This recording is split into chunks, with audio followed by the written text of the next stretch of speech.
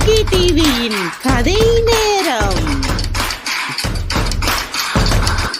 அந்த அழகான காட்டுல ஒரு 4 நண்பர்கள் வாழ்ந்துட்டு வந்தாங்களாம். அவங்க எப்போவுமே இப்படி தான் ஒன்றா கூடி சந்தோஷமாக பேசிகிட்டு இருப்பாங்களாம். அப்படி ஒரு நாள் பேசிக்கிட்டு இருக்கும்போது அந்த காட்டுக்குள்ளே வேட்டையாடுறதுக்காக ஒரு வேடன் வந்தானா. இவன் கிடைக்கிற எல்லா மிருகங்களையும் தூக்கிட்டு போயிடுவானா. ஆஹா, வேடன் வந்துட்டான், வாங்க இங்கேருந்து ஓடிடலான்னு மற்ற மிருகங்கள்லாம் சொல்லிச்சான். ஆனால் அந்த ஆமை மட்டும் சொல்லிச்சான், நான் மெதுவாக தானே போவேன், என்ன அதுக்குள்ளே அந்த வேடன் பிடிச்சிருவானேன்னு சொல்லிச்சான். நாங்கள் அதுக்கு ஒரு பிளான் பண்ணுறோன்னு சொல்லிட்டு மற்ற மிருகங்கள் அங்கேருந்து தப்பிச்சு போயிருச்சான். ஆமை மட்டும் அங்கேயே மாட்டிக்கிச்சான். வந்த வேடனும் நமக்கு ஒரு அழகான ஆமை கிடச்சிருக்குன்னு சொல்லி அதை தன்னோட பேக்கில் எடுத்து போட்டுட்டு அங்கேருந்து கிளம்ப ஆரம்பிச்சுட்டானா. அப்படி போகிற வழியில் ஒரு மான் மயங்கி இருந்துருச்சான்.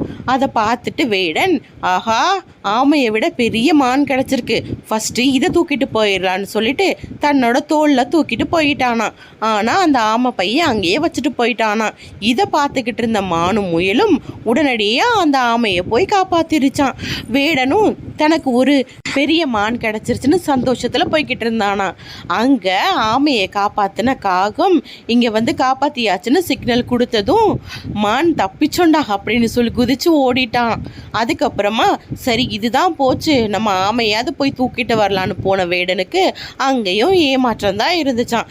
அதுக்கப்புறம் மற்ற மிருகங்கள்லாம் சேர்ந்து சந்தோஷமாக வாழ்ந்துச்சான்.